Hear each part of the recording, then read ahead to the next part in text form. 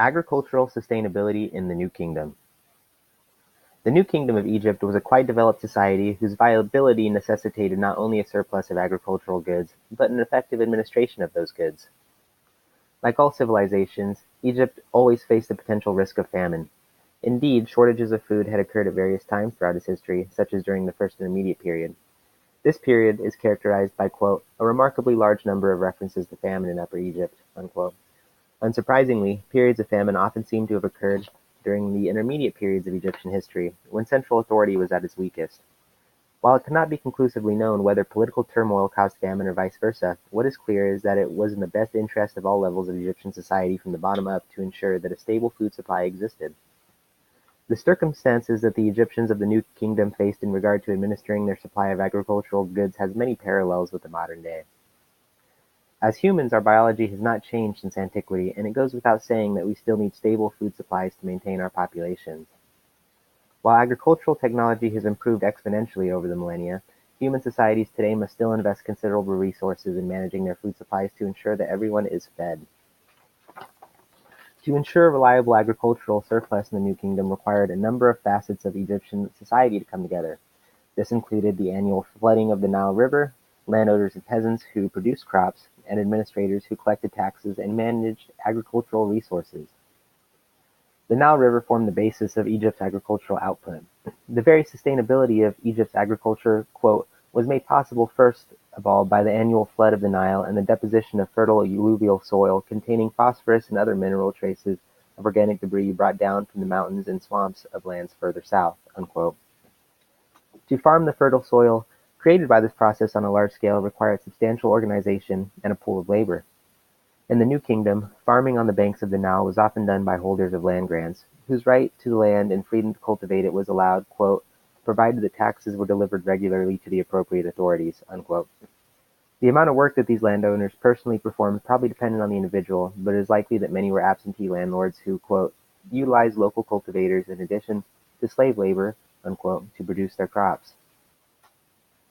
Managing the crops grown by these individuals throughout a society as developed as Egypt required an able administration with the power to levy taxes and redirect resources as necessary. Egypt and the New Kingdom had come to adopt an overall economic system, quote, which acted to bind the state, owner, and workers together in a mutually advantageous relationship, unquote. As quoted above, the administration derived the prerogative to tax landholders in exchange for the right to the land itself and to cultivate it as desired. These taxes were generally collected in the form of a portion of the landholder's yield, which the administrators then managed with the goal of, quote, enhancing and exploiting the agricultural economy, unquote, to facilitate the continued availability of food and the functioning of society. Recent research has shed light on shifts in the cereals that the ancient Egyptians chose to cultivate over time. These changes possibly reflect issues of sustainability, such as decisions regarding cereal cultivation could indicate that attention was paid to which crops would have the highest yields and thus had the best chance of combating hunger and societal blight. One particular shift in cultivation occurred between the Second Intermediate Period and the era of the New Kingdom. In this instance, data suggests that, quote, initially barley was the predominant crop, but that emmer replaced it in preeminence during the New Kingdom, unquote. Placed into the historical context, such findings may suggest that the Egyptians made conscious decisions to plant certain crops to combat threats to sustainability which plagued the intermediate periods. As this particular shift occurred toward the end of the Second Intermediate Period, one can't help but speculate that it could have been a direct response to major stressors on the food supply which existed at that time. The very civilization of ancient Egypt grew out of agriculture on the Nile River. The presence of such a fertile river valley gave Egypt the potential, quote, the potential of becoming a center of high population density and of early civilization, unquote. This was a potential that was indeed realized, and Egypt has since become renowned as one of the first human civilizations. While a firm reliance of agriculture proved essential to the development of Egyptian society, such reliance did not come without its detriments. Pre-modern agriculture was very much characterized by both seasons of plenty as well as seasons of want. As in any other agricultural society, too many poor crops could result in serious food shortages. As illustrated earlier, such instances often coincided with the intermediate periods of Egyptian history in which central government was lacking. In order to combat food shortages and famine, the Egyptian administration had to develop solutions to maintain a more regular supply of agricultural products over time. During the New Kingdom, administrators contended with the feast or famine nature of agriculture by attempting to manage surpluses effectively when they are available.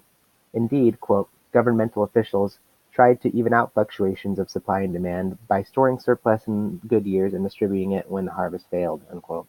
At certain periods, the stockpile of grain from good years could grow to be quite large.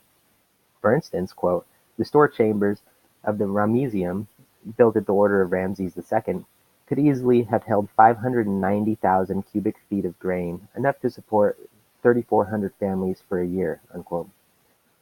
With such surpluses available, the administration of the new kingdom hoped to keep the people fed and society functioning, even in periods where the harvest could not be relied upon.